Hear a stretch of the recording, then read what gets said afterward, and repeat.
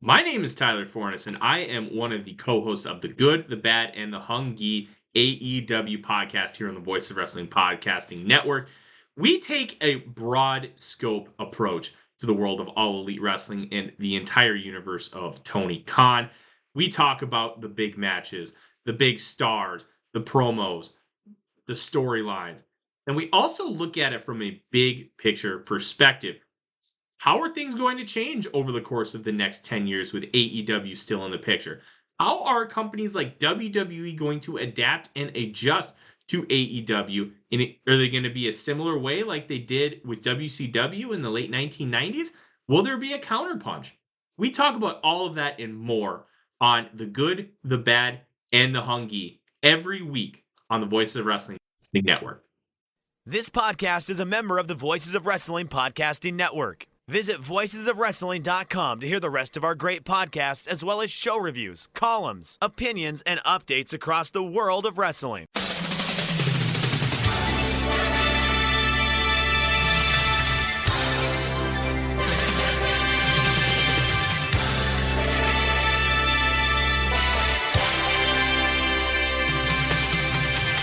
Hello, everybody, and welcome to the Super J-Cast. I'm Joel, joined by Damon McDonald. It is Wednesday, the 8th of January, 2025. This is episode 344. Hello, Damon. Hi, everyone. Oh, boy, are we fired up this week, right? What a week. We were just, if you were in on the live stream from the U and the Tube, you would have heard a lovely beginning of a story of Joel just getting life sucked out of him on a class trip to the bright city of London. How many kids were there? It's about 50. Oh God, good Lord! Any chaperones, or is it just the teachers? We had two parent chaperones. Okay, all right, that's better. But again, they're leaving 8:00. I'm giving them the fast forward story. Leaving London, going home, stop at a little rest area station thing. They go to pull out, and the bus driver backs into a fucking tree and breaks a window. Ruined his night. Joel was just like, oh, I could hear him from here. I thought I heard something at night. Just a gruntle sigh, and it was you. I heard you. Yes, it was me. Oh, it was I. What a nightmare. Speaking of nightmares, boy, do we have a show for you. It's never easy. Why is it never easy after Wrestle Kingdom? Why can't it just... It's great. It's fantastic. I've got a long laundry list of stuff to talk about, and very little of it is actually stuff that took place in the ring. Right. On either night, the fucking 10 hours of wrestling that took place. Right. Yeah, I thought we were done. I thought it was just going to be like a little simple wrap things up, and away we go, and on to new beginning, and blah, blah, blah, blah. Nope. So, where? Apparently, I'm dropping frames. It says it keeps buffering. I'm going to try to move to a different room. Okay. And see if that helps. So if you bear with me, Damon, and you just talk about stuff, All and right. I'm going to move somewhere else. Well, I'll just go on and say, what a week it was, kids. What a week it was when you're the number one New Japan Pro Wrestling podcast on God's green earth. Because boy, oh boy, people like to talk. And people like to set records straight. And we do appreciate that, by the way. Needless to say, boy, the high school drama here in pro wrestling land, it never ends. It never fucking ends. Well, here we are. So it's going to be a show where we might jump around timeline-wise, right? We might jump around a little bit, so we'll do our best to make it a smooth ride for those setting sail with us. But know that we had to do a decent job, I will say this, and I think we have so far, of kind of deciphering this is agenda-based commentary, and pardon the pun, and this is just the facts. So again, I think we do a good job of that kind of wading our way through, because again, this is pro wrestling, and it feels like a lot of people have agendas. fans, not necessarily people we talk to, but again, you got to be cautious of it. But wow, what a world we live in. What a world we live in, kids. So, people in the chat, if it's any better now, please let me know. I've moved to a different room. It may just be my location. But yes, a lot of stuff to talk about. Yeah. What we're not going to do here is go match by match. Oh, God. We've done that. Yeah. So if you want to listen to our in-depth match by match review and analysis and breakdown of Wrestle Kingdom and Wrestle Dynasty, get your fucking wallet out because you're going to have to pay, right? It's all on Patreon. It is. I think I'm selling the files individually if you just want access to that, or you can jump in on the $10 feed and you'll get access to all of that. You'll get access to live streams, you'll get access to instant reactions and whatever else comes out of our diseased brains. Yeah. But what you're not going to get today is match-by-match reviews because that's already in the can for people who have put their fucking money where their mouth is. Wow. As our favourite man likes to say. Yeah. And quite honestly, I feel like it's all been said. Right, from a match quality perspective and what we thought was great. And I mean, listen, it doesn't take a brain surgeon to figure out what we liked and what we didn't like. But yeah, I think that's I'd like to do that. Like to reward the people who are willing to sacrifice a couple bucks a month. Look at that. That's not to say that this podcast ain't going to have its nice juiciness to it. Don't get me wrong. Don't be led astray just because you don't hear what we thought about. David Finlay versus Yota Tsuji. Don't feel bad because we're in for a nice little ride here today. All right. Well, we have so much to talk about, Damon. We got overall thoughts on Wrestle Kingdom and Dynasty. We got Gabe Kidd. We got Shota Umino. We got Chris Charlton to talk about the AEW relationship, the Elite, Konosuke Takeshita, New Year Dash, New Beginning, Battle in the Valley, contract season, and so much more. There's an obscene amount of stuff to talk about. And quite honestly, if I open this up by saying, right, let's discuss the New Japan Rambo from January 4th, then I think everyone would probably kill themselves. Right. So we're not going to do that. Instead, let me just go to you, Damon, and ask, what are your overall thoughts, now you've had a few days to ruminate on it, your overall thoughts on the weekend of Wrestle Kingdom and Wrestle Dynasty? I think what there were were headlines. Yeah, I think overall it was a from an in-ring product perspective, I was pretty happy actually. And again, we all know the shortcomings that a lot of people are feeling and have felt when it comes to the main event. I've had a lot of different opinions come my way, as a matter of fact, about the main event, Zach versus Shota. And I had people talking to me about, if you watch Zach, he does a lot more chattering in the ring than they ever remember him doing. And I don't know if that's him kind of coaching Shota along or, and they did make mention that, the frustration that they felt they saw during that match from Zach. So I thought that was an interesting perspective. Absolutely. I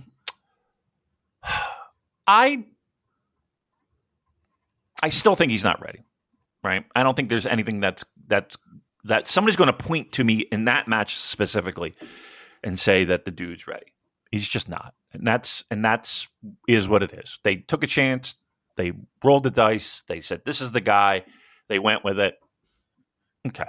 Now, there are some in the company that felt pretty okay with it, right? Not like cartwheels maybe, but like they were okay with it. And whether that's sticking their fingers in their ears and la-la-laing all the way and we're just going to go this course, maybe. But there were some that were, not concerned. There were others that were, that we talked to over the week that were kind of, like, oh, that's not going to work.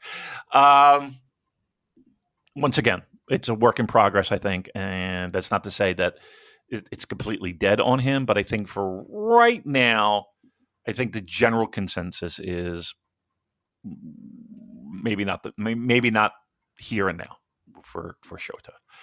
But I think overall, both shows had lots of pluses. There were minuses, but I don't think many, and glaring and things that would make me turn off the stream. Right? Nothing like that. Were there things that I think that would have been done differently? Of course, yes. But I think overall, I'm sticking with the original grades that I gave. I think I gave Wrestle Kingdom a 7 out of 10, and I think I gave Wrestle Dynasty, what did I say, 5 out of 10 or 6 out of 10, somewhere in that range.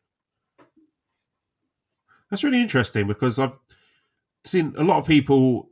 What I've noticed as a trend is people who are more sort of Amores pilled are saying that Wrestle Dynasty was the better show, and the people who are more the Puro defenders are saying that January 4th was their favourite show. But again, I don't really see the point in sort of splitting them like that and picking a side. There were great matches on both, and there were shit matches on both. So I think the bigger question to talk about here is how are you feeling about New Japan's trajectory for 2025? So Mac19 says, after this weekend, I feel the company's bag and track and poised for a big 2025. Are we finally over the hump?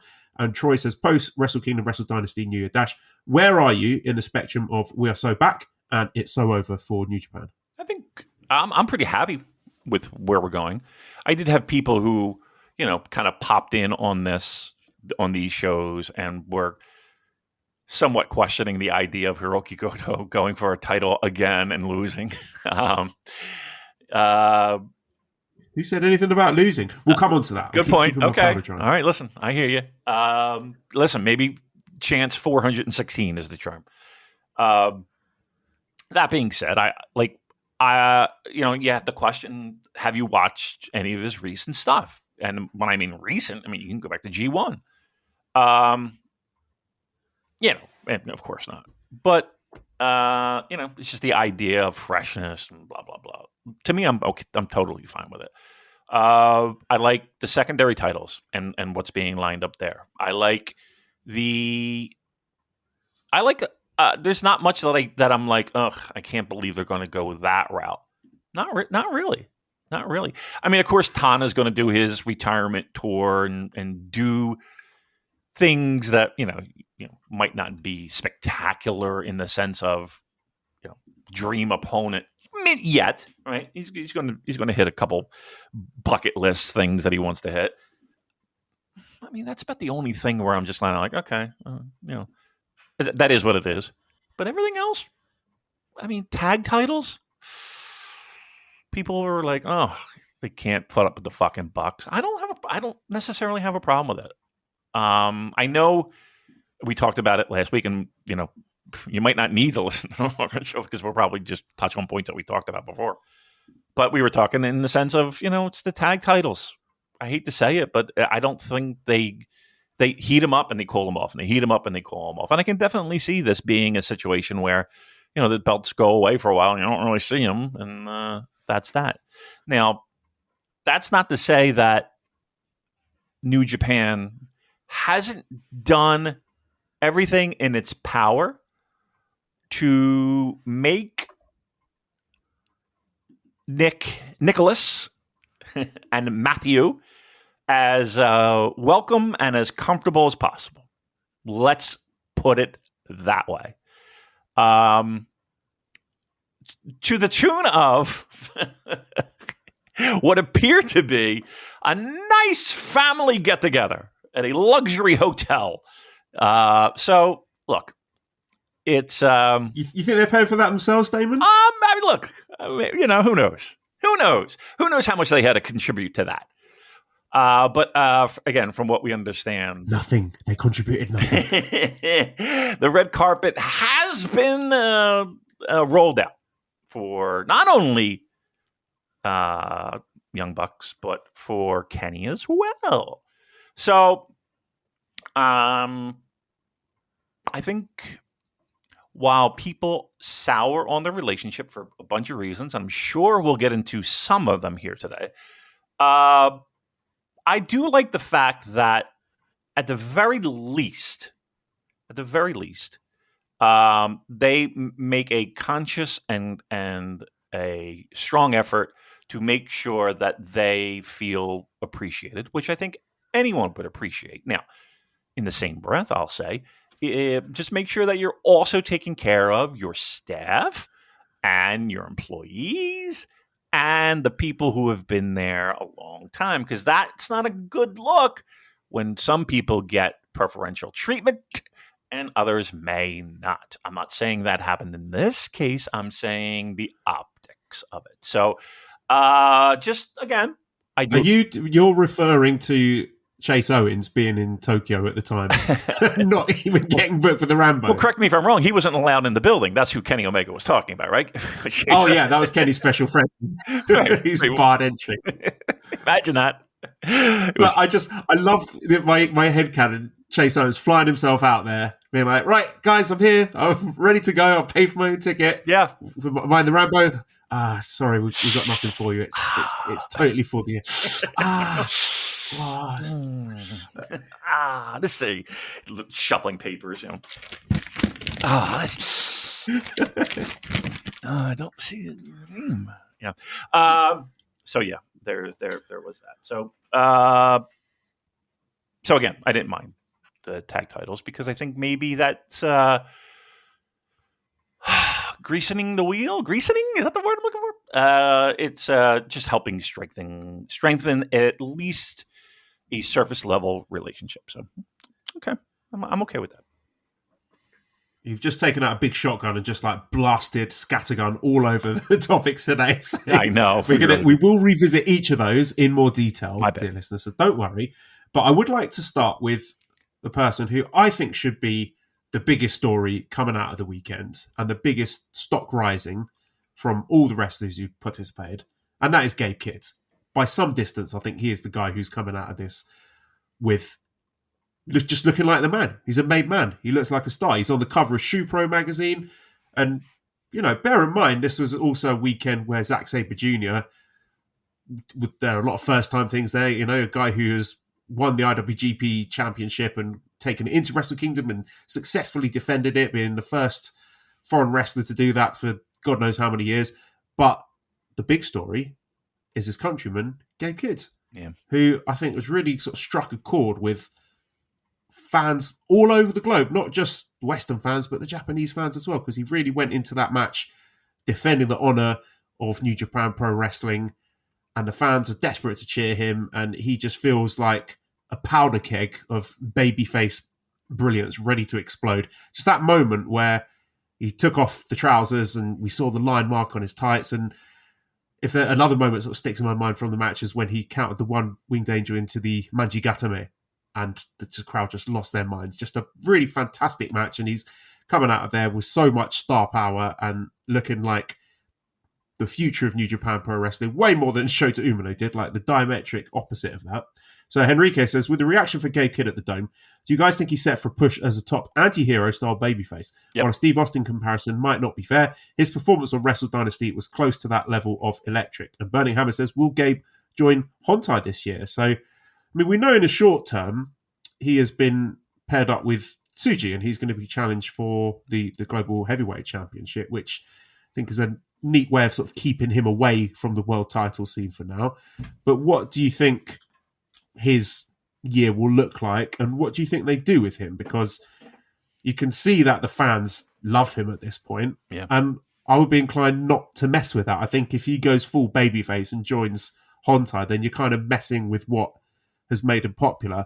Now, that being said, I don't think that staying as David Finlay's lackey, for want of a better word, in the Bullet Club War Dogs is the right move either. So I think there's some quite interesting and very difficult decisions for New Japan to make in regards to what they do with Gabe Kidd this year. Because I really think he should be winning the G1. I want this guy main eventing the Tokyo Dome next year and for many years to come. But yeah, some choices for them to make. It is. I would say, I think, quite honestly, I think they've done a good job, the company-wise, has done a good job of, as weird as this sounds, staying out of his fucking way. Oh, are we getting a run-in? I'm getting a run-in. Mally's telling me to go back to another room. I've moved in here, Mally, because the internet connection didn't seem very good. Because of what? The internet connection wasn't very good in the other room. Because of what? The internet connection was not good in there. Okay. She's wearing fucking headphones and listening to something whilst asking me questions. Unbelievable. Thank you very much. Thank you very much. All right. Where were That's what we? you get for paying $10 to get run-ins from my darling wife. Yeah. We need $10 a month so we can pay for locks. Locks on the door. Get Joel new build Joel an addition. Gabe Kidd. Again, I like the fact that the company it feels like has stayed out of its own way because it does have a little bit of a reputation of fucking things up when things are going good. And it feels like they've done a really decent job of staying out of his way. Now, there is a problem with that because if you let the lunatics run the asylum, you wind up in situations like AEW. But, and I don't think that's what a zinger there. I mean, everybody fucking knows what's going on there. That said, I mean, first of all, I think we got to tip our cap to Kenny Omega too. You know, it does take two to tango, and Kenny does have a bit of a track record of being able to really get the most out of the people that are in the ring. So let's be fair and give Kenny his flowers as well, because I thought he did an outstanding job as well. A top tier outstanding job, let me say. But Gabe. They were such a great sort of contrast to each other, weren't they? Where Gabe Kidd comes out in his tracksuit, just looking like some street thug from Nottingham, and then Kenny Omega comes out looking like a boss from Final Fantasy. Right. And it was such a jarring contrast, but it just worked brilliantly, didn't it? I'm glad you mentioned that because yes, exactly, yes, yeah. And here's the thing too, like it felt like the crowd was a little bit subdued, a little sitting on their hands a little bit up until that point, and then Gabe just grabbed them by the balls and was like, "Let's go!" This is what you're waiting for, and yeah, they delivered. Look, I would have zero problem with a New Japan Cup win. I would have zero problems with a Deep G1. If you want to give him the win, I got no problem with that as well. I think you ride the hot hand. And I think that he's shown throughout 2024 that he's a guy that, look, if you want excitement, if you want a guy that's going to get people juiced up, if you want people to, have an interest in your promotion, like he's a guy that can help do that. So once again, keep him sizzling, keep him on the fire, keep him out of the heavyweight picture for now. But the year is long. You got plenty of ways you can go. If you want to go feuding David Finlay style, you're there. If you want to give him the white belt, you're there. You want to whatever you like. I don't think like where before I was under the tag belts, no problem. Him and Jake Lee, no problem. Is anybody saying Jake Lee's name now with Gabe Kidd at this point? Nope. Again, ride the momentum, ride the wave, and let's see what the kid can do. So like Jake Lee at home watching Wrestle Dynasty, his head in his hands like, fuck, I'm never going to get that tag run now. Right, that went right down the turlet, if you will. Yeah, he's out. He's not never open weight land. He's not. He's risen to global. And listen, if you wanted to have him sniff at a world title, I might be getting out of control here. I might be crazy to even suggest, but you're not giving him the title now. But you could. And I don't think it would be the most preposterous thing this company's ever done. So, again, ride the hot hand. That's my overarching thought. I think you let him cook. Yeah. I think you keep him away from that until the right place and the right time to roll with that narrative of him being the guy defending New Japan. And I just can't help but fantasy book in my mind, I don't know, someone like Takeshita, who we'll talk about later, holding the title and being like, look at me, AEW DDT guy, best man in the company. Nobody can touch me. I've got your world title. None of you fucks can do anything about it. And then Gabe Kidd being the guy to be like, oi, no, I'm the representative of the line mark here. I'm going to defend the honor of the company and do it for all the Shinihon freaks. But yeah, it's plenty of really interesting directions they could go. And whatever they do with Gabe Kidd, he will make it work. So I've every faith in the company that they're going to make a lot of money with Gabe Kidd in the not too distant future. Imagine waking up the next day. I'm sorry. Imagine waking up the next day, Gabe Kidd, and like, I hope he took a moment just to sit on the side of his fucking bed with his hands in his head in his hands too, both, and just take a moment and be like, look at how far I've come. I can't stop thinking about that promo he cut in Philly. I can't, and where he is now. Like, that's the stuff, like, you know, people write documentaries over, you know? Like I just want the best for the dude because, one, he's risen from that muck and mud and swamp of depression to, you know what, you're the buzz of the wrestling world. That's pretty cool. That's pretty good. So I hope with his close friends and his confidants and the people that he loves and who love him, had a moment to be like, I know I got a lot more work to do, blah, blah, blah, blah, blah, but let me just take 5 seconds to be like, fuck yes. So good for you, dude. Good for you. Let's talk about the person who I think was the biggest stock falling Wrestle Kingdom. You've touched on him already, Shota Umino. And this is quite a controversial one because there are quite a few people who loved the main event and thought he did really well. So Jersey Joe Gotch says, have New Japan fans lost the plot or what? Shota versus Zack was great. Has the video game wrestling of Kenny and Ospreay corrupted the constitution of fans that they can no longer tolerate a slower paced, more technical approach to an in-ring storytelling? And Amelia Badilla says, I also love the Wrestle Kingdom main event personally. So it does seem to be a minority. I think the consensus seems to be that it was a disappointing match considering the spot. But there are people who really enjoyed it. And I can see that, which makes it a very tricky match to review and analyse because the work was good. Like, technically was fine and it had some really good moments. But if we analyse it against the success criteria that we set out in our preview, which was to get Shota over, basically, to create an emotional connection between him and the crowd and get people frothing at the mouth for him to come back in that spot. Oh, we want him back next year to win the title and have his Kikuchi moment, overcome that heartbreak and finally ascend to the top of New Japan. It spectacularly failed in that. It did not achieve that. So whilst you might say from an in-ring standpoint it was a good match, I'd say it was a deeply unsuccessful match and didn't do what it needed to do. And I think if you look at Zack Sabre Jr.'s face at the end of the match and the way his general demeanour afterwards, you can see that he was probably thinking, oh, fuck, we just went too long there. Oh, they definitely went too long. I don't care what you thought of the match. I thought the match went too long. It absolutely did. Now, again, I think the Doki injury played, I mean, you would expect them to go at least 20 minutes, right? They're going 20. So they went 5, you know? So, you know, I'm sure they gave him a little bit of extra room to work the match in the main event.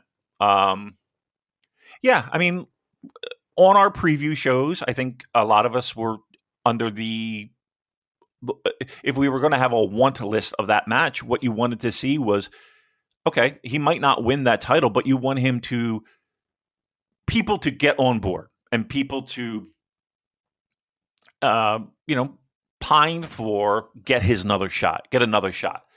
And I don't know if that, I do know. I don't think that was successful. I don't think anybody is, and when I say anybody, I'm sure there are people sitting there, what about me?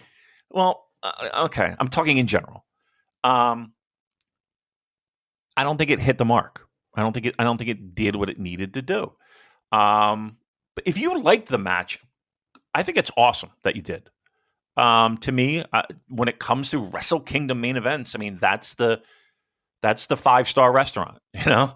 That's the steak I want cooked to perfection. That's the fucking sides I want spectacular. I want everything. I want the salad to be the best because that's the expectation. So when it doesn't deliver, yeah, you do kind of walk out of the restaurant and be like, I don't know, that was worth it. Again, I'm not saying it's over. I'm just saying not right now. We have a lot of questions about Shota. So David says, what on earth is the plan with Shota? I enjoyed the main event. I thought it would lead to Dome development the next night, but for him to come out, do the same entrance and act like nothing happened is just bizarre. JD Summer says, 2023, Shota was the future and hottest player in the NJPW 2024. He became okay guy to mid, and 2025, not even a week, he became the worst player.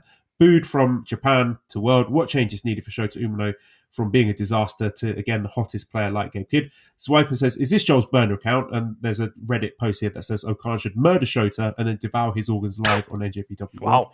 And Mint says, how many chances does Shota get? We keep hearing that he is not ready and will get there eventually, but he has been back for nearly 3 years with no distinguishable upwards curve in the quality of his matches or character. His peaks and troughs are at the same point on the scale in 2024 as they were in 2022, and he's been lapped by all of his peers. Will says, is something interesting is going to happen with Shota? The new Krusty is coming. And Gig says, which would you rather experience? Another Shota at his current level Tokyo Dome main event or the heat death of the universe? So I'm in agreement. I mean, I went into this show with all optimism, hoping that he would put it all together and Zach would manage to be the perfect dance partner to elicit that special something that Will Ospreay had done before that would make Shota Umino look and feel like a superstar, but didn't do it. And I don't think he's got it. I don't think he's got that dog in him. For now, he might do in the future, and he will get more chances just by virtue of the fact that he's relatively young, he's good looking, he's a Nepo baby, and he's a dojo product. So they are going to try again with him, but I hope it's not for a while, and I hope it's for long enough for them to realise that they've got half a dozen other guys in the company who are more talented than him. So I think that's the silver lining here. I think it was definitely worthwhile doing. I'm glad that they did it. It was worth taking that risk, but now we can say, okay, you've had your turn, didn't work, go off, downcycle him and see what we got with some of the other people we've got in this generation who might do something with that ball if they're given it. They might take that ball and run with it, whereas Shota has fumbled it. And as far as I'm concerned, I said when we did our instant reaction, he's going to the back of the line for me. Yeah. I will say this, though. 3 years is in pro wrestling really doesn't feel like for career-wise, like that's a blip on a calendar.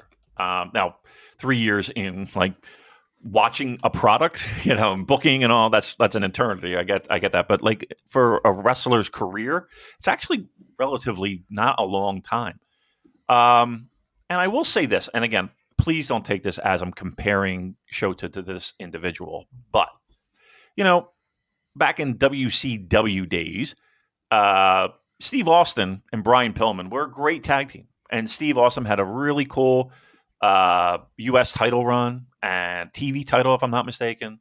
But no one on planet fucking Earth thought Steve Austin was going to be what he became, right?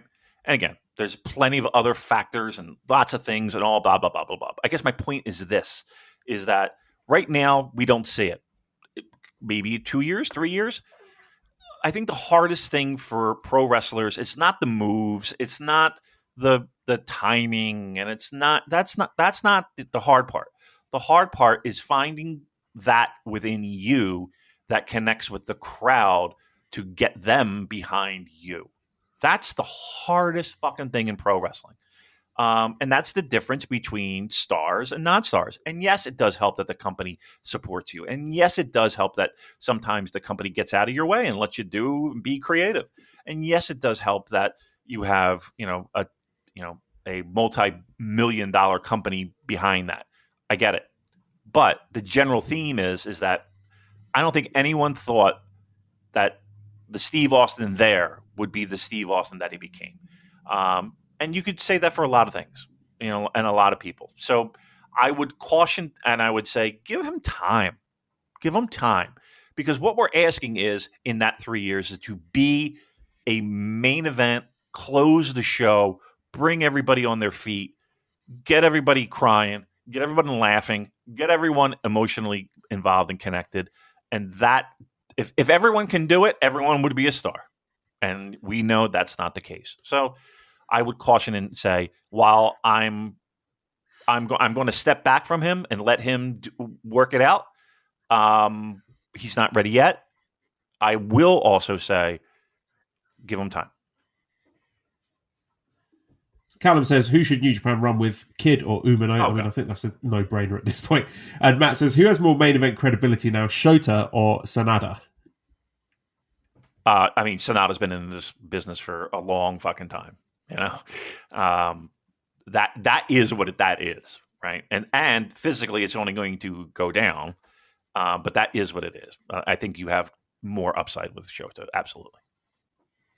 Sanada looks like absolute shit at the moment, and I know he's not 100% healthy, but he just looks like I got no time for that. Man. It looks like Udro. He's gone into Udro zone. Yeah, Udro's kind of. He's been, you know. For a body company, President Tanahashi better step in. I'm just saying. Well, speaking of presidents stepping in, let's talk about Chris Charlton. Ah! So he made some spicy comments during portions of the broadcast, and we touched on it when we did our instant reaction, but there wasn't anything there where I was like, oh, he's going to be in big trouble, because all the stuff that he said was the same stuff that Gabe Kidd had been saying, and I could see he was sort of putting himself in the role as the partisan New Japan voice, and perhaps he was hoping that Rocky would argue back and that they get a bit of sort of banter going. But I was a little bit concerned as it was happening that it was going to detract from the match, but it stopped very, very quickly. It's not like it derailed the entire Gabe versus Kenny match. Like you could sense things getting a little bit awkward, where Rocky was like, "Oh, you have no idea," and then Walker Stewart's having to step in and put the guns down. Put the guns down. Yeah, and that was quite interesting. But I thought it was really funny. I enjoyed it, and we got a lot of questions about this one. So the news that has come out is that Chris Charlton has been suspended from his commentary duties for 2 months, and if the word on the street is to be believed, that was at Tony Khan's behest. So the Nihilist says, how big of a wimp is Tony Khan? Matt says, do you remember when you guys advocated for listeners to email New Japan to reinstate Chris Charlton? Mac19 says, is the Chris Charlton stuff overblown? I didn't think much of it listening live. I thought he was staying is the spirit of the Omega Kid match, and I thought it was hilarious. And Daryl says, Chris is the man. Gabe and Chris were saying out loud what we were all thinking. Yes, you can open your large wallets and sign away at our top guys. You can steal our concepts and our characters, but you will never have the quality and integrity and gravitas of New Japan. Nobody does it as good.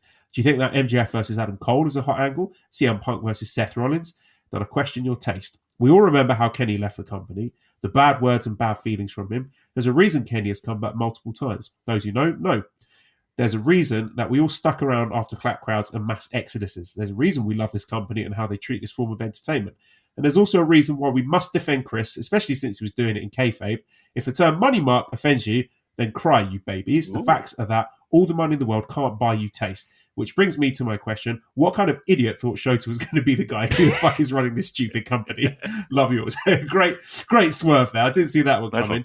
But let's have your thoughts then about Chris Charlton. Oh boy, where do I start, dude? Where do I start? So, all right, look. Can I just say, sorry, Gary, before you start? Right, I remember once I mentioned his name on the podcast, and I can't remember what the context was, and I was asked politely to go back and take his name out of it because, well, for reasons. It's not happening this time. It might be impossible. Okay, let's do this. So, back many moons ago, I had a conversation with Chris right before he started this current gig he has with New Japan Pro Wrestling. And just before I go, let me just say that he has been suspended on air duties, but he still, works. It's not like it's a stay home kind of thing. Don't come to the office kind of thing. So yeah, but the medium.com thing is not going to run itself. That's right. That's exactly right. I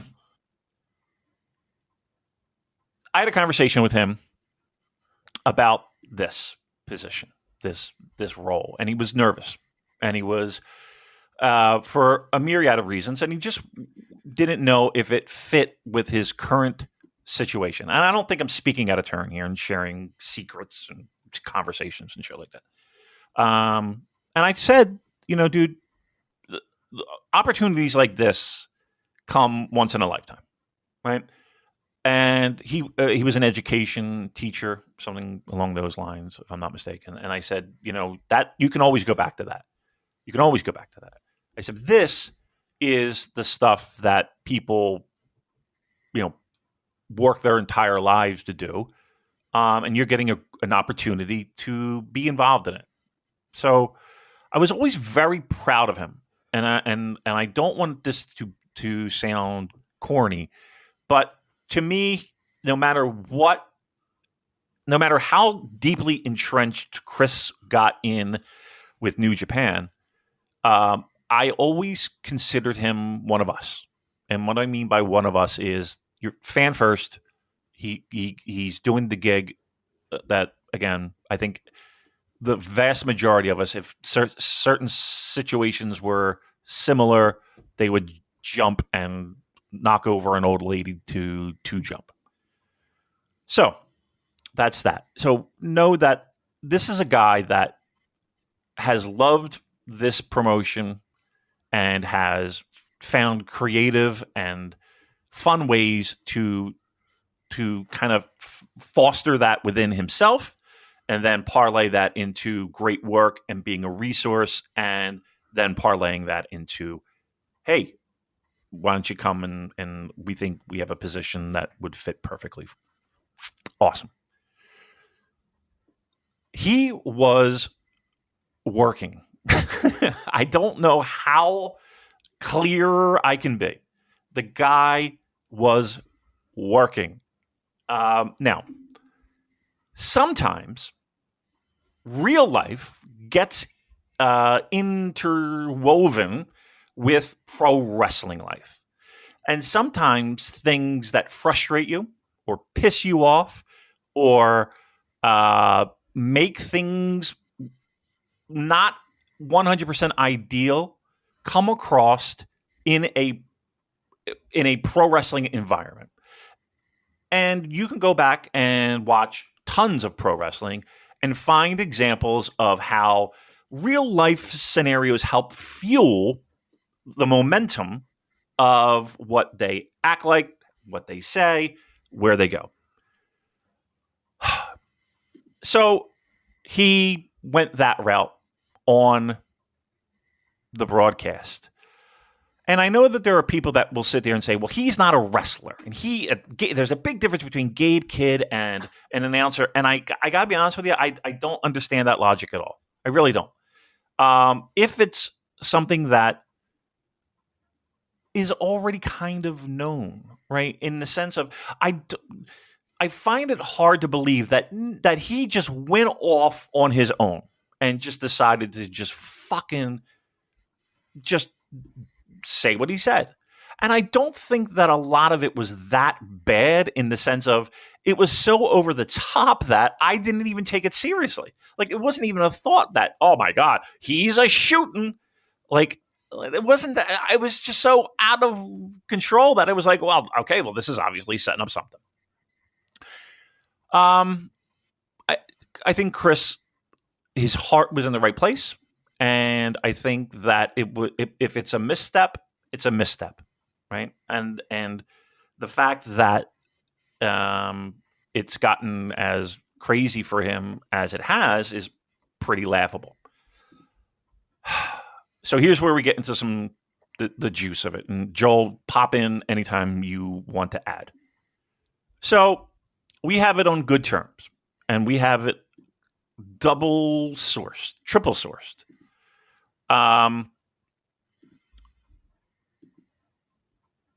This was the fact that the exact quote was, he needs to be reprimanded. Or, I mean, that's not the exact quote. What was the exact quote? Joel, help me out. Sorry, what was the quote about? He needs to be reprimanded. He needs to be disciplined. Was it? Was that the quote? It was. Let me find it.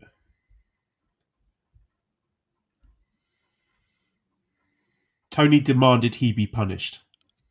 Let that ring out.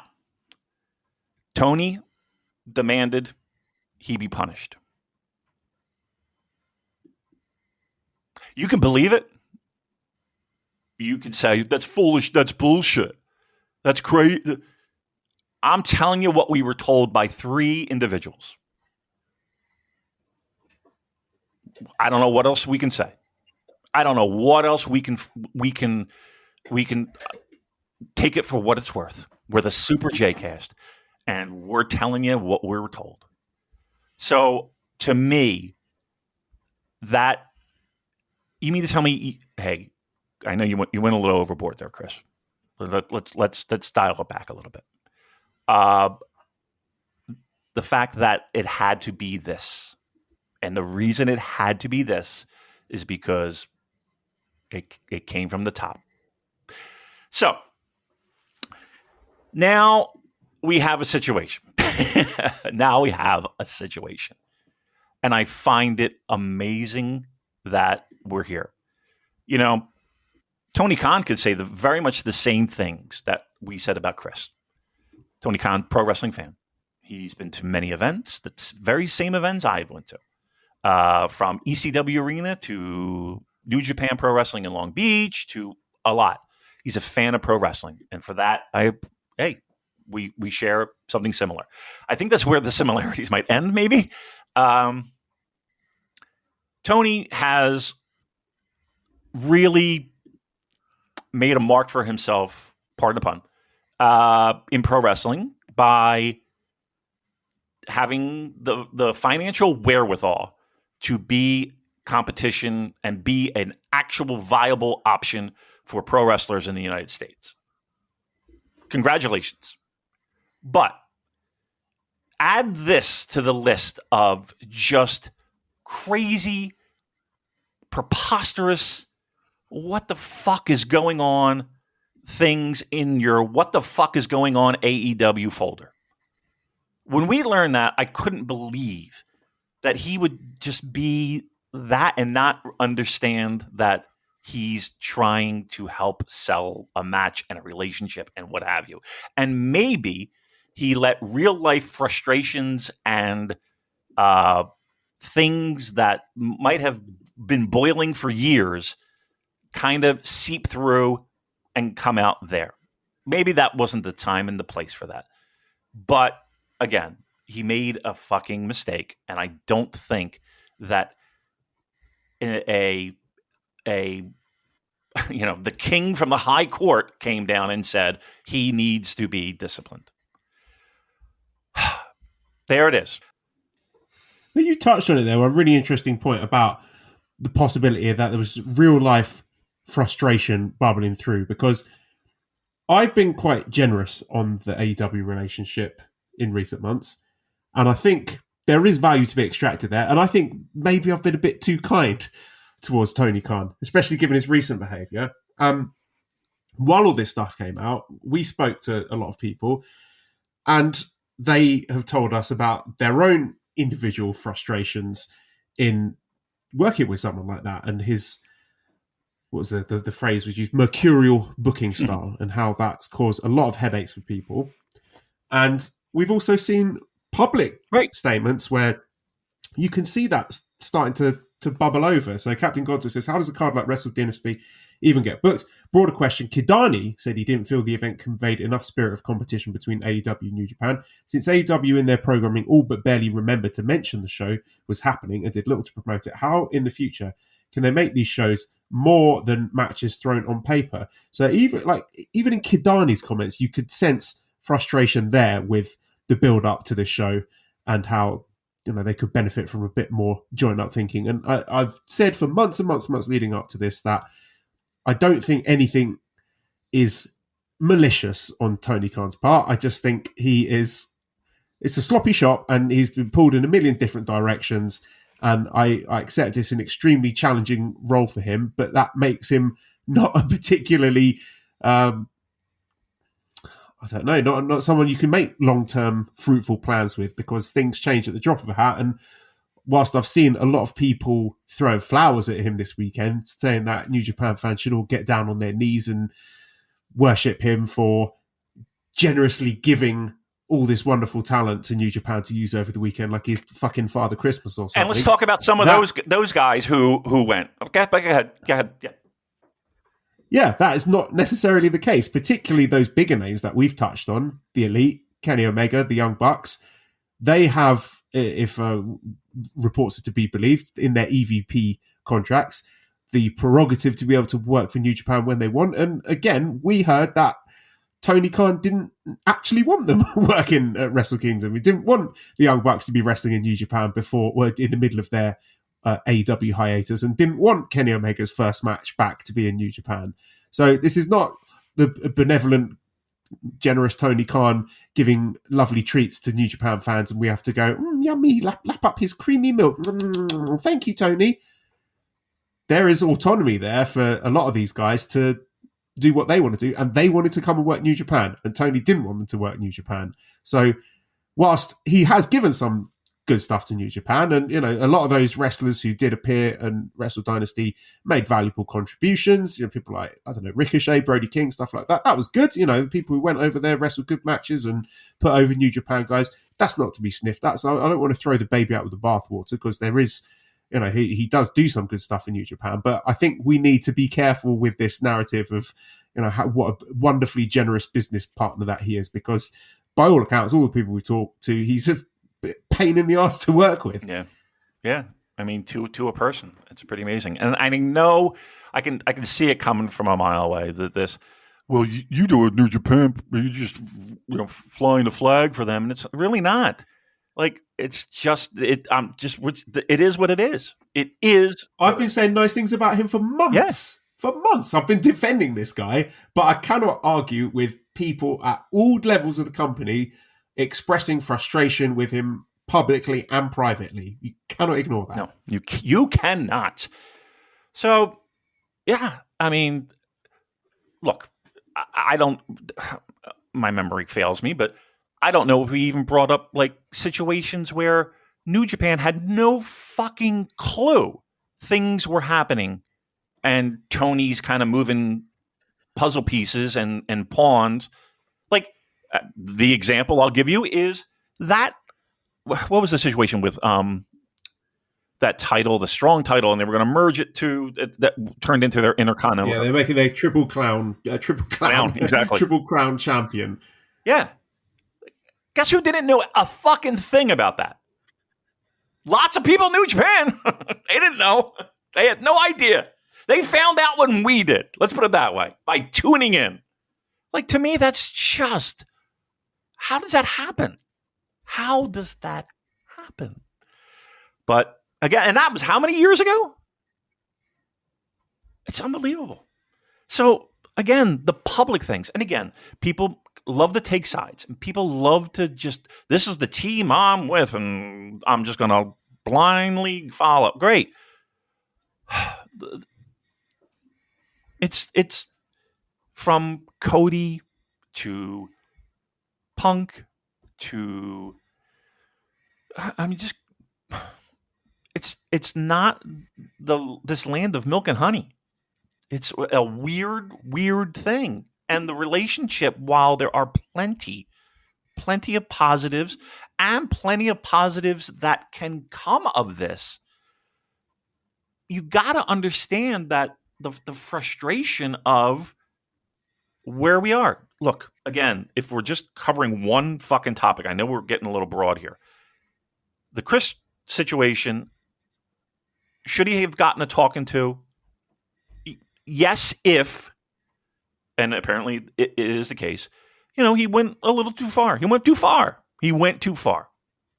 And probably used language that, people, he went too far. Maybe he went too far. He went too far. And here's the thing. it doesn't even fucking, who cares if I think it went too far? Somebody thinks it went too far. Okay, great. But suspended. Come on. What are we doing? The fuck are we doing? So, yeah, it was a crazy week. Crazy week. crazy week. And here's the thing: I appreciate a lot of people reaching out to us and kind of giving us the deets and the details. But yeah, I don't know. I got to be honest with you. As much as I know that people think that he fucked up, and again, I feel bad for the dude. I do feel bad for the dude. And you could see them. Well, one, when Rocky came out, a vice president of talent relations at AEW, Rocky Romero, came out. And also pretty important at New Japan, let's be very clear, came out. You could hear Walker and Chris kind of like, oh, like the principal just walked into the room, right? You know? And then even at the end, you could kind of hear them doubling back a little bit and Chris doubling back a little bit. So I feel sorry for the dude, but what are you going to do? What are you going to do? But I mean, even with all that being said, I still think the relationship is working out as a net positive for New Japan. And taking the elite as an interesting element to that, an example of where I think New Japan can find value in the relationship. You mentioned it before that there are guys that New Japan will roll out the red carpet for and they get treated well. And it is them who is making the decision to come and wrestle for New Japan. They're not being sent there, right? They're not hostages. They're thinking, actually, you know what? I miss New Japan. I miss working in front of those crowds. I miss flying over there. We get treated well, get to work with young, hungry, up-and-coming talent. I get my own creative control. We can lay out the matches the way we want. Don't have to worry about any backstage bullshit. We can just enjoy our wrestling. I think New Japan positioning themselves as the company who can be that creative fulfillment outlet for big stars who are frustrated with the way things work in AEW and US television wrestling at large. There is a lot of positives that they can gain from that. And John said it in the chat. It was so funny how much better the Bucks looked in the Dome than they have in AEW for like 6 months. They look like different people. I watched them wrestling in Wembley Stadium, just sleepwalking their way through a match. They looked like they didn't want to be there. But for Wrestle Dynasty, they were in great shape. They dropped all the horse shit. They were out there firing off, chatting shit, doing all their flashy moves, high intensity, high work rate. They just looked invigorated and they looked like they were having the time of their lives out there. And I think that's a real boon for New Japan because, you know, people might roll their eyes, oh God, we're putting the titles on the Young Bucks. They want to be there. And all the doubts that I have were silenced when I watched them wrestling in that match. And I thought, wow, they really want to be here. And they are putting in way more effort for a New Japan match than I've seen them do in AEW for years. And they've got another match, but they're flying back to Japan, if I'm not mistaken. Let me just check that I'm not misremembering this. They're wrestling in the New Beginning on Osaka against Hiromu and Naito. So I think there's, again, if New Japan can really lean into that and be like, look, if you're getting fed up with the way things are going in AEW, come out here, come and work a tour with us. Right. Come and work a couple of big shows with us. Come and help this next generation of young talent get over. Like, you could be the guy, you could be the dance partner to help make these guys into stars. And you can do it whatever way you want, and we'll fly you and all your family over first class. We'll treat you like kings. And that is where I think New Japan can get a lot of good things from this relationship without it just coming down to, oh, AEW are paying more money, so AEW get all the talent. Right. And I think if New Japan continue to be very smart about this, you know, not just the elite, but there's other guys that I think who you can see they're getting frustrated in AEW. They might just be tempted, and even if it's not to, you know, sign a full-time contract, but just to sort of come over, work a big show or two, and that could be crucial for helping get that generation of guys over. You know, your guys like Shota, Yota Tsuji, Yuya Uemura, Yohei Oiwa, Gabe Kidd, all of those guys, just working an extended program or a couple of big matches with some of these frustrated guys from AEW could make all the difference. It's amazing when you have the money. It's amazing what your priorities become when you have the money. I'll never fault a wrestler to say, hey, you know what? You want to give me 3 times what I'm making now to do the same thing? Where do I sign? I won't ever blame a wrestler. It's disappointing. It's it is what it is. But I'll never blame the wrestler. But what happens when you have the money? And what happens when you find out that, wow, okay, I have the money, but there's something missing, or not something missing. There's stuff I want to take away. I want this off of my shoulders. The bullshit that's associated with pro wrestling. You know what I want to do? I'm going to go in the fucking ring. I want to have great matches. I want to have fun with my friends, right? In the ring. That's what I want to do. That's what I want to do. Do you think how many AEW guys would have been watching Kenny and the Bucks and all the other guys that appeared on that show thinking, can I have that? That looks like fun. I want it. Can I have that? You don't think? I guarantee that there are plenty of people that are. You have a second, Tone? Can I get that same deal that they have? Can I get that? Because I want that. I would like that. I would like that. And it's weird. Like, they are in high-powered positions, apparently, in AEW. And it's all the other bullshit that goes on that says, hey, you know what? This is a nice little break. This is a nice little break from all the bullshit that we have to put up with. So, and not just that, Damon. There's a comment from John Carroll says, even in the post-match, if you didn't see it backstage, Matt looked like he was legit about to cry. He was so moved. I was surprised. So they're not just coming in for a payday or for a bit of fun. They miss it. And they like working for New Japan, despite how acrimoniously things ended in 2019. They want to be there. And here's the thing. That management is not there. You know what I mean? The people, the Harolds of the world that they had, they were butting heads with, none of them are there. So yeah, it's an amazing thing. The older you get, and please don't take this wrong way. Money is very important. Like, money allows you to do things that you might not have had the opportunity to do before, and it makes your life easier. I don't care a fuck what anybody says. That said, again, when you have it, then what? Then what? And the idea of them coming over and their families are there and they get to have, they get to see people that they probably haven't seen in a while. And, just the buildings and just, I'm sure there was a lot of good feeling and good vibes. And the fact that they're there and they're like, we don't have to worry about all the nonsense. All the nonsense is beautiful. So, look, they have, let's be clear. They have the opportunity. And I don't think there's any way that we're going to be like 2-year deal Bucks, 2-year deal Kenny. I don't think that's in the cards. But the idea of, hey, you know what? I have the freedom to do as I see fit and work shows and go there. And it's got to feel good. It's got to feel pretty good. Because at the end of the day, I think every pro wrestler that's even remotely has a name for themselves, to have that opportunity, I think, I think there's a time frame when they feel, all right, this is where we got to cash in. We're going to make the most fucking money we can to take care of our families. And then if we can hold off, we can have that ideal scenario. The money isn't the ideal scenario. It's that. It's the money plus the idea of happy, stress-free.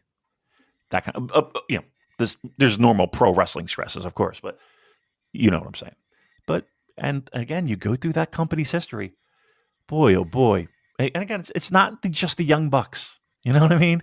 It's not just whomever, and I'm not saying the Young Bucks are sitting there yelling and there's a bad relationship or anything going on. Don't get me wrong. I just think that they were very happy with the way things turned out. And the idea that they have that freedom is pretty nice. So we'll leave it at that. And another enormous dub for New Japan along that lines is the signing of Konosuke Takeshita, who was announced to now have a triple contract. So he's working AEW and DDT and New Japan Pro Wrestling. What So life? from what we've heard, that's not a gimmick. He is actually signed.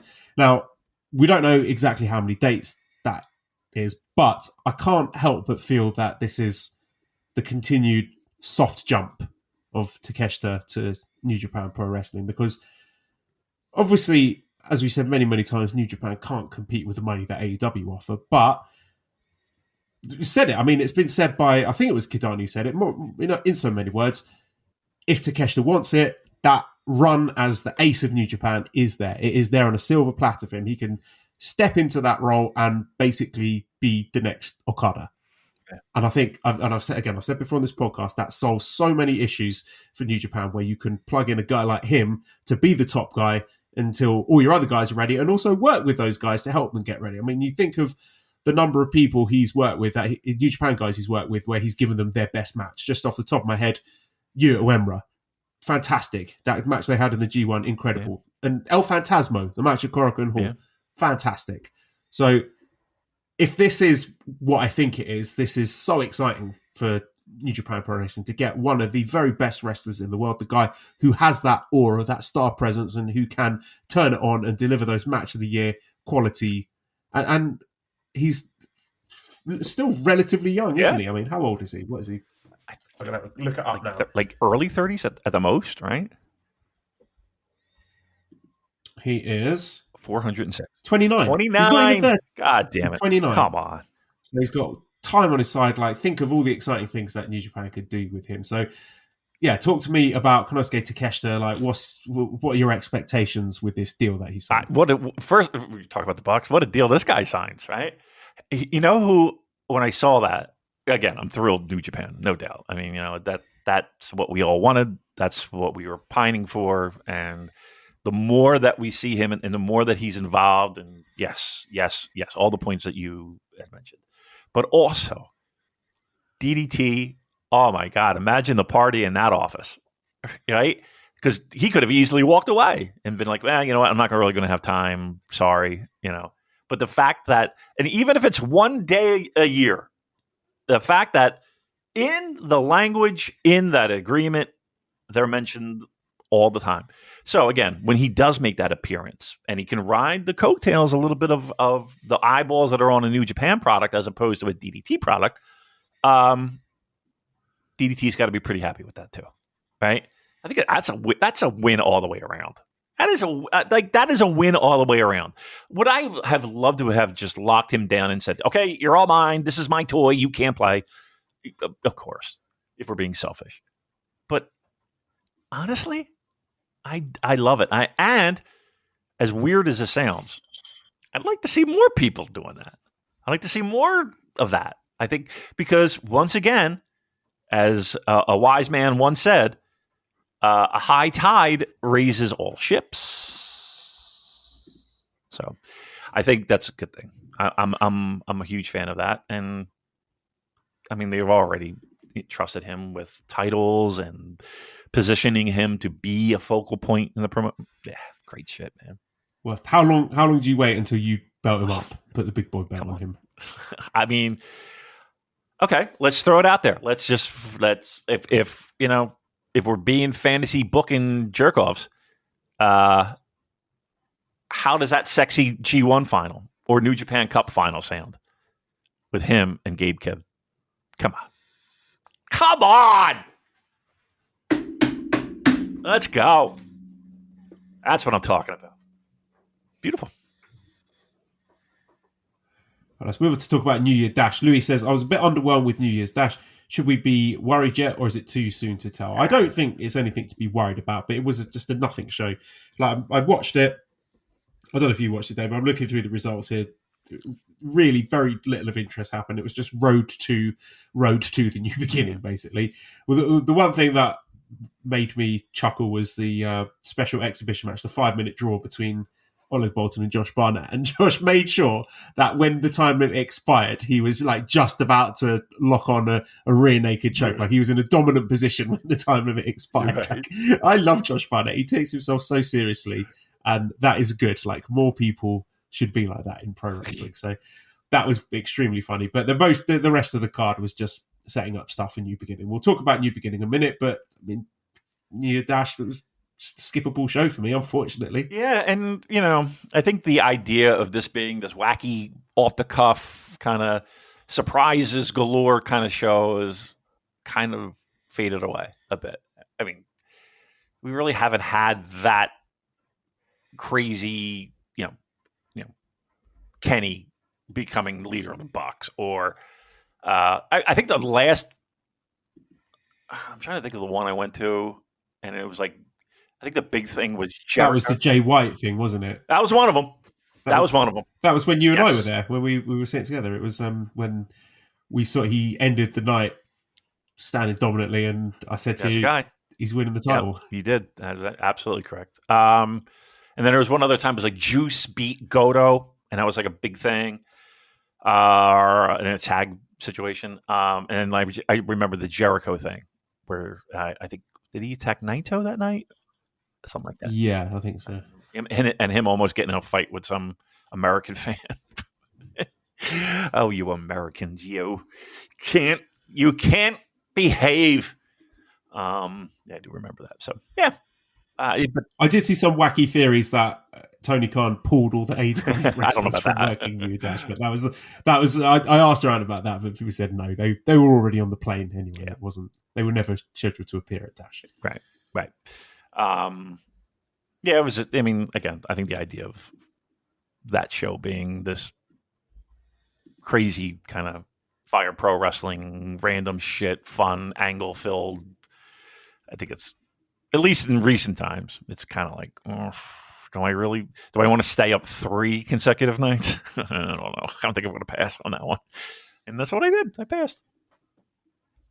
So we have lots of matches announced for New Beginning Tour and New Beginning event itself. So these are the things that have been announced so far. So we're starting at Korakuen Hall on Wednesday, the 22nd of January, where Tanahashi's retirement tour, starting with matches that all have a theme. So Hiroshi Tanahashi Final Road Connection, he will be wrestling Shoma Kato. And then the following night at Korakuen, he'll be wrestling Katsuya Murashima. And there will also be a special singles match between Yoshihashi and Ryohei Oiwa, who them two had a big brawl at New Year Dash that could not be ended, could not be separated, and they're still brawling now, from what I hear. Then in Miyagi, in the Sendai Sun Plaza Hall on Thursday, January 30th, we've got the Never Openweight 6-man Tag Team Championship match, where we've got the champions, Oleg Boltin, Toriano Hiroshi Tanahashi, defending once again against House of Torture, Sho, Yujiro, and Ren Narita. You won't believe this, Damon, but Sho, I believe, stole the 6-man titles. Wow. So it's a red-hot feud going in there. So then back at Korakuen Hall on Monday, February the 3rd, we've got Hiroshi Tanahashi Final Road Connection, where he is wrestling Daiki Nagai. And Daiki Nagai is my guy, so I'm interested to see what that one looks like. And then fast-forwarding to February the 11th for the New Beginning in Osaka. So there's no New Beginning in Sapporo this year because I believe it's the venue there is being refurbished. So we're only getting one New Beginning show, and that is in the Edion Arena, Osaka. So these are the matches that are announced so far, and the order is to be announced. But we've got Hiroshi Tanahashi Final Road Kinship, where he will be wrestling Togi Makabe. We've got a special singles match between Shingo Takagi and Driller Maloney. So during New Year Dash, Driller, I believe, announced that he is now a heavyweight. So we got his heavyweight match here with Shingo Takagi. Shocking, by the way. I know. He's just such a live, high-flying skinny guy. Yeah. He's going to have to eat a few bowls of pasta to make that carb up credible. Special singles match, Shota Umino against Great Okan. Special singles match, Taichi against Sanada. IWGP Junior Tag Championship match, Rocky Romero and Yo against Kosei Fujita and Robbie Eagles. IWGP Tag Team Championship match, Hiromu and Naito challenging the Young Bucks. IWGP Global Heavyweight Championship match, Yota Tsuji defending against Gabe Kidd. And IWGP World Heavyweight Championship match, Zack Sabre Jr. defending against Hiroki Goto. Let's go. So Lost in Ube says, is Tanahashi sending a message to the locker room with his connections matches against Young Lions, and how awesome will it be when Daiki Nagai slaps his boss? I don't think it's a message per se. I just think he's going to work his way through wrestling the entire New Japan roster and probably some backstage feud. Maybe Chris Charlton will get a match. There you go. Mikey CC says, is it crazy to say New Beginning in Osaka has a better card than Wrestle Kingdom? I'm not sure if I would go that far, but I do think this card is benefiting from there being no Sapporo show, and it does look very strong. Now, admittedly, there's a few singles matches involving people that I'm kind of tuned out on at the moment. Like, I've seen Driller wrestle a few singles matches, and that's not something I know in the past I've said I think there's a lot of upside there, but it's wait and see for me for Driller. Shota Umino, yeah, I think absence makes the heart grow fonder there, and I've got no interest in a Sanada singles match at this point in my life. But even if you put those aside, we've got a tasty-looking pair of tag championship matches: Suji against Gabe Kidd, Goto versus Zack. So it's a very, very strong card, and still, there may be more matches announced for that. Nick says, will the G in IWGP World Heavyweight Champion finally stand for Goto? So, Damon, what do you think of this New Beginning in Osaka card? Love it. I think the show is pretty stacked, actually. Really nice. I know people are kind of hand-waving Goto a little bit in the sense of, well, again, there's 364 chances of the charm. But I think the match is going to be really fucking good. I really do. He's proven that he still has plenty left in the tank. So this might be the Yuji Nagata last ride kind of thing. When he challenged, I go back to Nakamura. It might be a similar situation. We might see similar vignettes, video packages with Goto and his kids again, his family, wholesome as it is. Do you not think this is the perfect time? No, they can't. To do it. No. To build him up, to have him as the transitional champion, and then you could use it like the 0 successful defenses, like he immediately loses the title to like David Finlay. You could. No. I mean, you could. Don't get me wrong. You could. I don't think that's a good idea. I don't think it's because I'm going to say this as well, right? As much as I love Zack Sabre Jr., and I'm not saying this as a result of the match with Shota, but has his title run, and I know it's been a short one, has it run its course? Right? He's not a proven draw. There's not really any big people left to challenge him. He's won the G1. He's won the title. He's successfully defending it at Wrestle Kingdom main event. So he's achieved everything there is to achieve. Right. And do you not think it might be just give everything a shot in the arm for Goto to get the shock win and become the new champion? I'll tell you what I like. I like the idea of the person who beats Hiroki Goto and wins the title to kind of get that. Okay, I beat, dare I say, a legend in New Japan Pro Wrestling to win the title, as opposed to I beat Zack. And I'm not shitting on Zack. Don't get me wrong; he's my favorite. But there beating Goto has more heat, doesn't it? I mean, I think there's something there. I'm not gonna lie. I think there's something there. I don't know. I'm not a big you can hot potato, and it's not a hot potato, but you can hot potato any belt in that company, and it wouldn't bother me as much as the heavyweight title. I do like stability there. That being said, it's not a terrible idea. It's a pretty good idea, actually. More that it's going around this cavernous skull of mine. Very small brain. I'm going to say no, but I don't hate it. Let's put it that way. I don't hate it. A lot of positives. Let's look at the card for Battle in the Valley, which is going to be taking place this weekend, January the 11th, on Saturday in the San Jose Civic Center. I know that was crept off of me. I sort of flew under the radar a bit. We've got a strong Survivor match, Zane J against Viento. Let's go. We've got Matt Vandergriff teaming up with Fred Rosser to take on Bad Dude, Tito, and Shane Haste. We've got an elimination match with Viva Van, Hanako, Maika, and Mina Shirakawa against Johnny Robbie, Trish Adora, Anna Jay, and Azumi. Special singles match between Zack and Hechisero. Now, as I'm reading this out on the Medium website, they must have done the card order by now. Right, I'm going to go to another link. Hey, listen, Chris is a little down in the dumps right now. Can you give him over? Okay, all right. I apologize. I'll take it back. Right, so I'm going to go with this other link here. And we've got IWGP Junior Heavyweight Championship, El Desperado versus Taiji Ishimori. We have Never Openweight Championship, Konosuke Takeshita versus Kushida. We've got an NJPW World TV Championship, El Phantasmo versus Jeff Cobb. New Japan Strong Openweight Championship, Gabe Kidd versus Tomohiro Ishii. Strong Openweight Tag Team Championships, West Coast Wrecking Crew versus Rocky Romero and Yo. A lot of title shots. A lot of title shots for that Rocky Romero. I tell you. Yeah. just finding ways. Oh, I'm surprised he's got... Worthy tag team to get all these title shots. Yeah, real worthy. Just, it's amazing how that works out. Okay, go ahead, Big Dust. Go ahead. Double champion Rocky Romero. Just saying. Phoning people up and telling them that they're suspended whilst he's clinking his championship belts in the background. There you go. Nice. We've got a Sumi Sakai retirement match. Sumi Sakai, Evil, and Sho versus Hiromu Takahashi, Mayu Iwatani, and Yuka Sakazaki.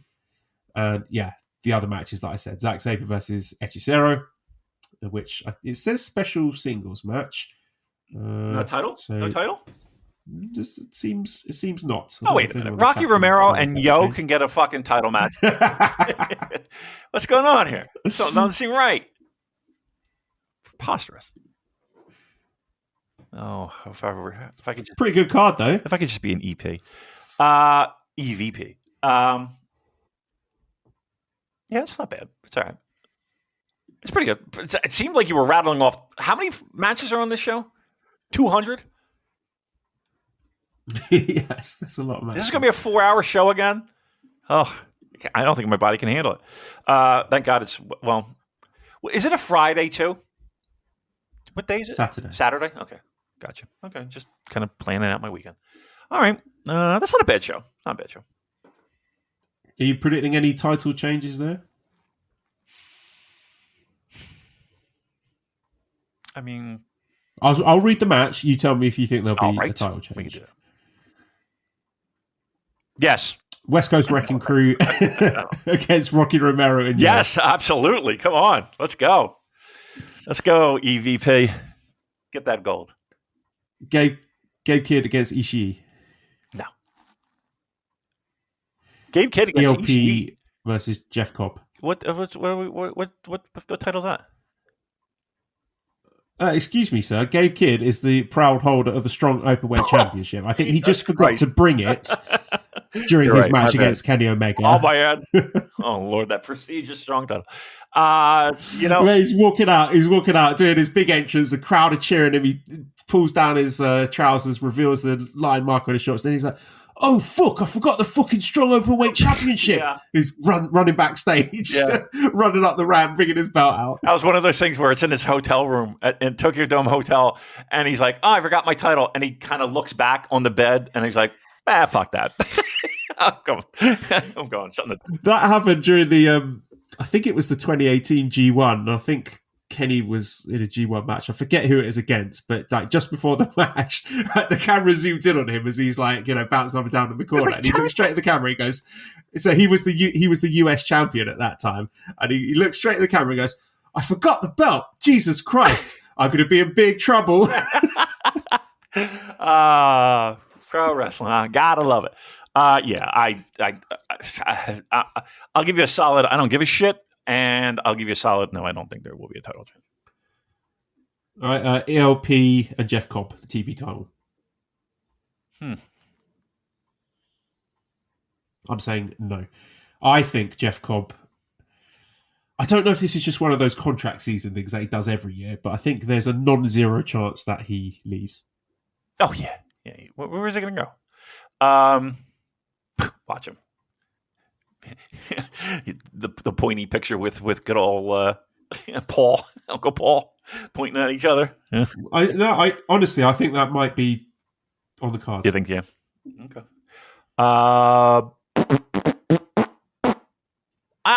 honestly, to me, and we've heard no indications otherwise, but I just, as long as he's healthy, I don't think there's going to be a title change. I think ELP keeps him.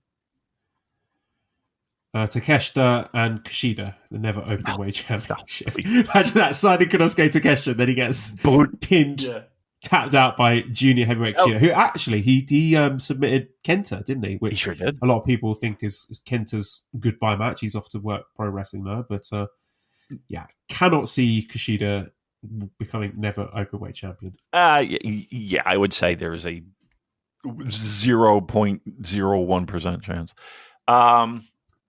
Can we talk about Kushida's tag team partner? Yeah. Kevin Knight. That's him. He might not... If you like Kevin Knight, where is he? He's not on this card, is he? Has he booked anything for the New Beginning tour? Oh no, he's not booked anything like that. Tugging the collar as they do on a flagship. Looks like that's bound to happen. Let's put it that way. And how about Despi versus Ishimori? No, I don't think anything changes hands on these shows. I don't think so. I doubt any of those titles that you mentioned anyway. But we have a good question here about Ishimori. So the novelist says, Kenny Omega is my GOAT. Sorry, here's my question. Ishimori, in my opinion, could move out of the junior division, but I feel he's cursed to stay there forever. Do you think he'll ever get a shot at the Never picture or anything? I always thought Kushida could have moved up too. Can you imagine Taiji Ishimori wrestling against heavyweight wrestlers? That would look preposterous. Yeah, I know he's a very muscular guy, and I'm all for stretching kayfabe like that, but I think he's about 5 foot tall. It would look very, very silly. Yeah, it's not the optics. Again, it depends on which side of the fence you want to be on. Like if you want to be okay, North American style pro wrestling where weights really don't necessarily matter, and guys wrestle each other, or if you want to have that hard line of junior and heavy, it just, again, you can't unless he grows taller. It's going to be a hard sell, that's for sure. But now that being said, there are times when guys will dabble in and out. Show being an example. Kind of challenging for that Never. So I'm not going to say he can't challenge and he won't challenge, but if the expectation is a junior graduating to a heavy, a la Trent Beretta, a la Drillo Maloney, a la Kenny Omega, I wouldn't be holding my breath. Okay, well, that's Battle in the Valley. Let's do a few questions before we get out of here. Aaron Meta says, how would you book New Japan over the next year with the aim of getting 40,000 fans in the Tokyo Dome? And B. France replied, I'm very tired and read this question. How would you book New Japan over the next 40,000 years?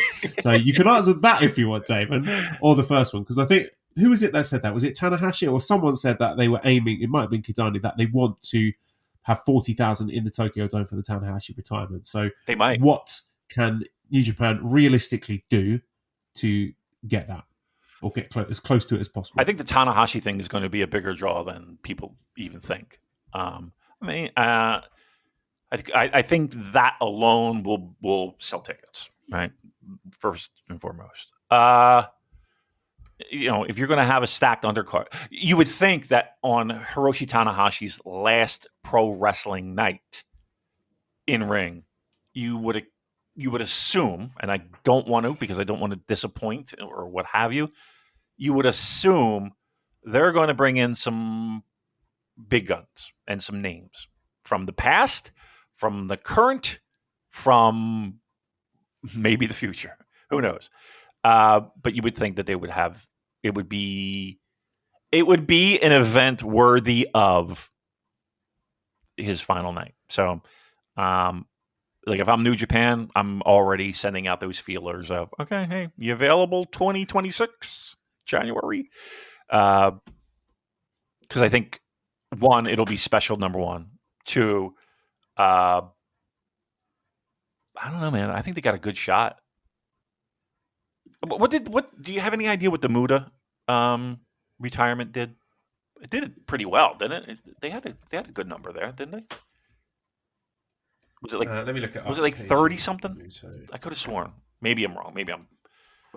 But I could have sworn it was a decent number.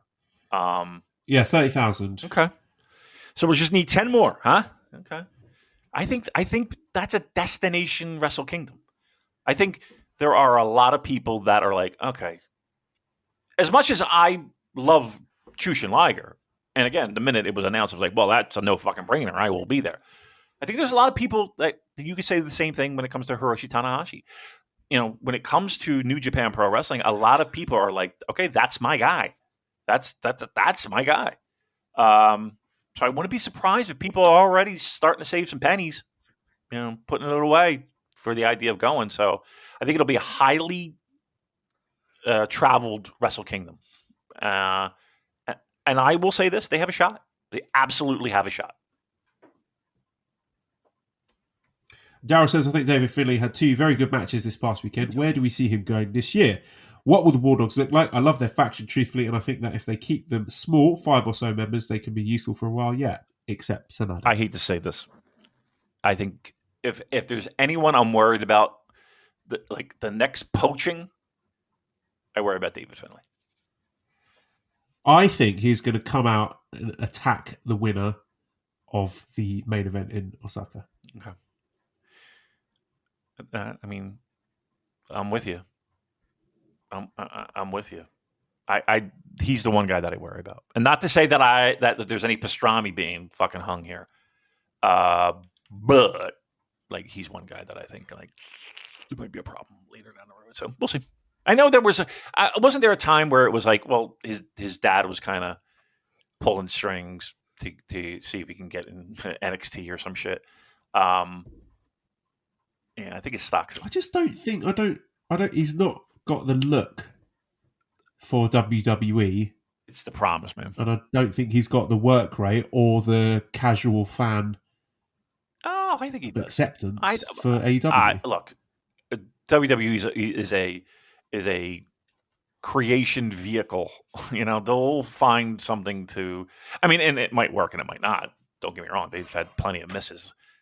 Like, I don't know, a little repackaging ain't gonna hurt. So, I think he's got the talent to do it. So, that's the one I worry about. Last question. Combs III says, do you think Sanada has become too sexy? No. I think actually right now he's that aura of sexiness. And listen, I'm certainly not an expert when it comes to that, but I would defer to people who find the male persuasion particularly fond of. I don't know. I think he's lost a step, actually. You told me that if you asked me this a couple of years ago, yeah, of course. Fucking high fashion, good looking dude who intentionally makes himself ugly. Like, imagine being that good looking that you're intentionally just fucking up your style because you can. You know what I mean? Fucking, what a jerk. Oh, Sanada. You know, all this hatred of Sanada is just jealousy on my part. I gotta be honest. It's just jealousy. Just for 10 minutes. Can I have that? Can I have that, please? No. What would you do? What would you do for that 10 minutes? If I were Sanada, I would just walk out naked in the middle of the street and be like, all right, come and get it.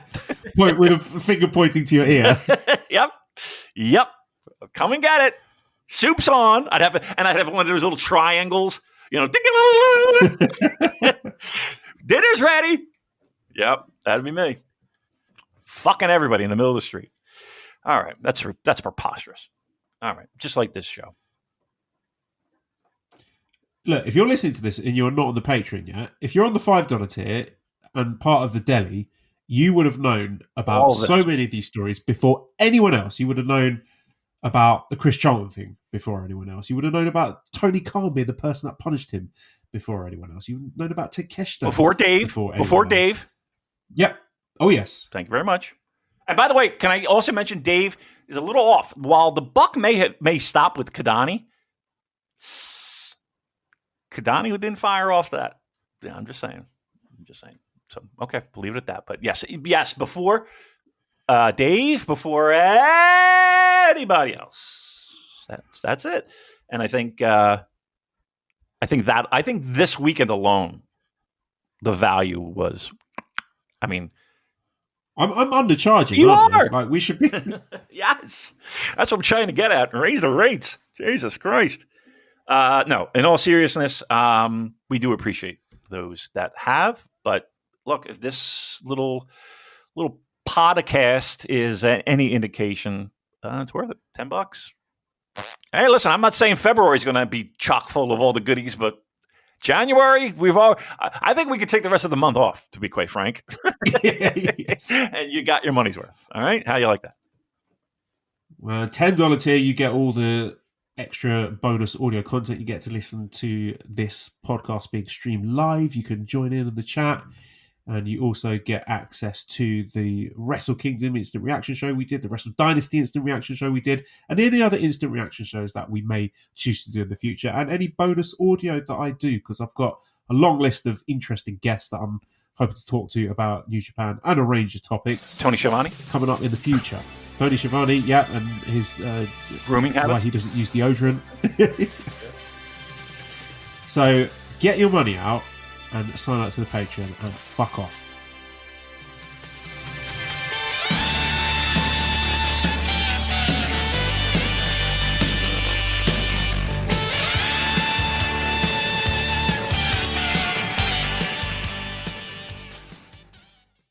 Hello there, everybody. It's me, Garrett Kidney, the co-host of You've Got to Be Kidding Me on the Voices of Wrestling Podcasting Network. And I am Liam Jones, my full name, and I am also a part of the Voices of Wrestling Podcasting Network as a co-host for You've Got to Be Kidding Me. We are a TNA history podcast that covers TNA 1 month at a time. We cover all the drama, all the matches, all the Vince Russo nonsense you could ever want in your life. Have you heard of TNA? I bet you have, but would it be funnier if two people made jokes over it the whole time? Probably. So if that sounds like fun to you, check it out on this very Voices of Wrestling Podcasting Network, and Liam will do bits and whatnot.